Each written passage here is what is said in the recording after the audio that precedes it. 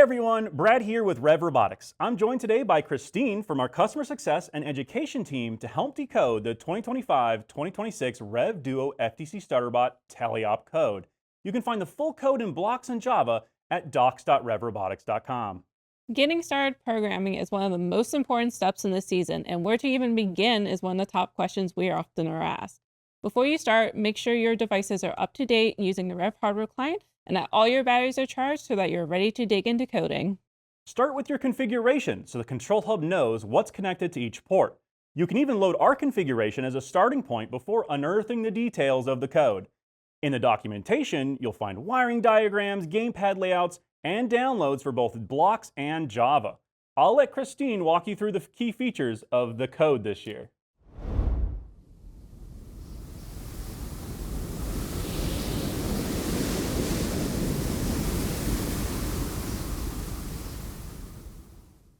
All right, so let's get started looking at our configuration, our wiring diagram, and our gamepad layout for this year's StarterBot. So we have our configuration available and broken down and also available for a download so that you can get up and ready to go as soon as possible. We also have our wiring diagram available so that you can see where everything should be kind of plugged into on the control hub in the specified names. Further down, I have my gamepad set up. We are making use of the back buttons on the gamepad this year, so those have been reprogrammed. And you'll notice there seems to be a lot of buttons being used. However, there is reasons behind this, which we'll go into a little bit more in a moment. I have two options when I go to download my available programs this year. We have provided both the basic teleop program and both Blocks and Java as standalone. This is only teleop, no autonomous, and that is the version we'll be going through today. Keep an eye out for a video in the near future going over the autonomous portion, but we do have them broken up. So I also have my auto versions available as well. Now, when I mentioned the autonomous, this is all included into one program, so it has both the Blue and Red Alliance auto available and that teleop code all within one package. So instead of having to have 2 or 3 different codes, I just have one I have to download and set up. So move on to our initialization. Here at the top, I am going ahead and setting up some things with my motors and my servo. Some of them being that I need to have certain directions set because of how the motors sit on the robot and for the drivetrain itself. And then I have the servo going ahead and being set to power 0. It's not going to move, but it's just to make sure that servo is ready to go when I decide to use it. Below, I have my variables set up. I have 3 set up here, and these are going to be my target velocities for doing different things with my flywheel. These are in ticks per second, and I have it set to do a bank velocity shot, which is our near shot, meaning I'm against the goal or a couple inches back. My far velocity, which means I'm going to be launching a few feet from the goal. And then my max velocity, which is set to be slightly lower than our actual max velocity that the motor is capable of.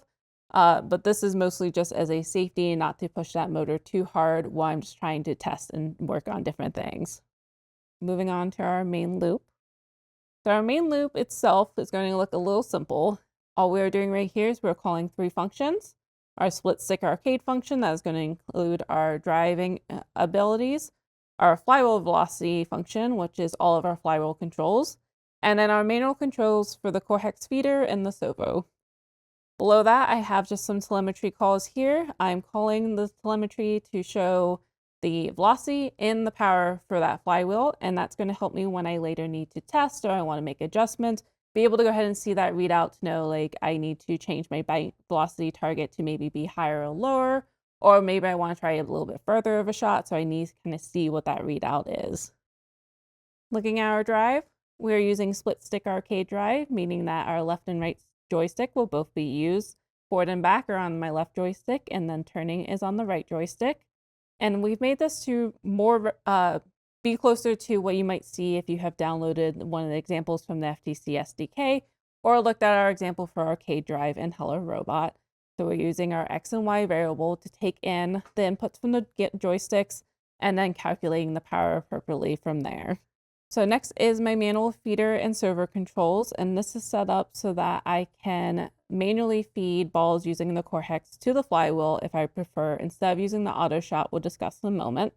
or if I need to reverse that core hex for some reason to get a ball unjammed or just to make an adjustment.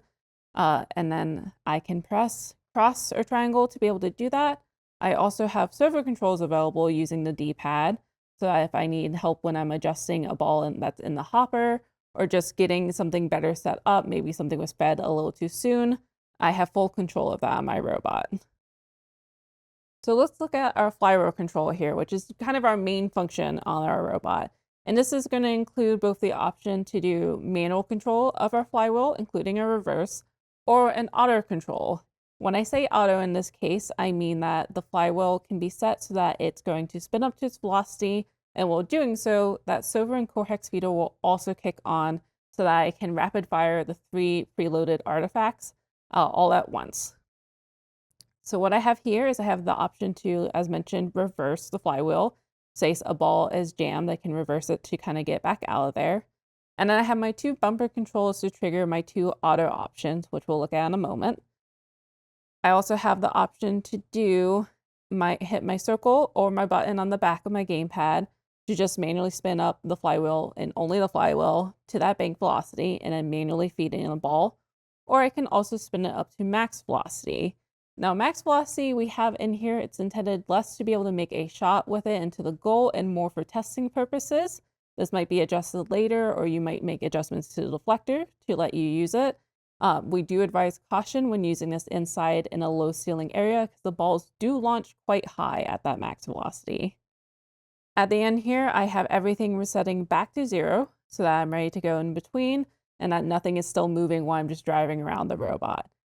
Additionally, I have a check here at the bottom for my servos specifically, just to make sure it doesn't end up stuttering when trying to bounce between control and auto and control from the manual inputs. So looking at my bank shot, again, this is intended for a couple inches or a couple inches back from the goal or right against it. And what is going to happen when I activate the auto mode is that flywheel is going to spin up to velocity, in this case, the bank velocity. The servo is going to automatically power on to spin the appropriate direction. And then my core hex is actually going to wait a second to make sure that flywheel is within a specified range before it will start feeding balls. And so this will let it go ahead and fire once and give it a moment to get that flywheel back up to speed before I fire again.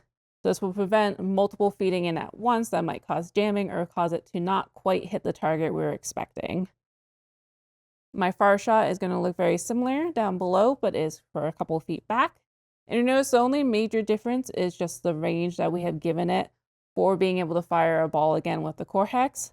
This is just because of differences in how quickly the flywheel comes back up to that target velocity. But these numbers we recommend adjusting. If you're noticing that a ball is firing too soon or too late, you can go in and adjust that here in our if-else statement. So let's look down at our OnBot Java code. OnBot Java is available also in both our basic version and with the auto. Auto again is built in. And there's not too many major differences this year in our OnBot. The major differences being that we went ahead and regrouped the way some of the methods were just for better clarity and readability. For example, everything related to the flywheel has been grouped together. Everything related to any of the autonomous controls have been grouped together. And then you'll find that in the autonomous version, which we'll go over in the next video, that there has been a removal of one of the methods, and this is just because in OnBot Java's version, it's not necessary. Keep an eye out throughout the season as we release some upgrades to our robot. Right now, we have arcade drive and dual game pads available for use with our code. We have examples available for download, and I'll walk through those changes we make for if you are someone who prefers driving with arcade style, or if you're someone with your team who would like to use 2 game pads for being able to both drive and activate your mechanisms. We'll also be releasing a Mecanum code available for if teams decide to upgrade to Mecanum drivetrains, along with looking at how to better refine the controls of the flywheel using PIDF and an elapsed timer. Thanks, Christine, for helping us uncover the details of the Blocks code. To dig deeper, check out docs.revrobotics.com. And if you have any questions, drop a comment below or contact our customer success team at support@revrobotics.com. Good luck, and may you unearth great success this season.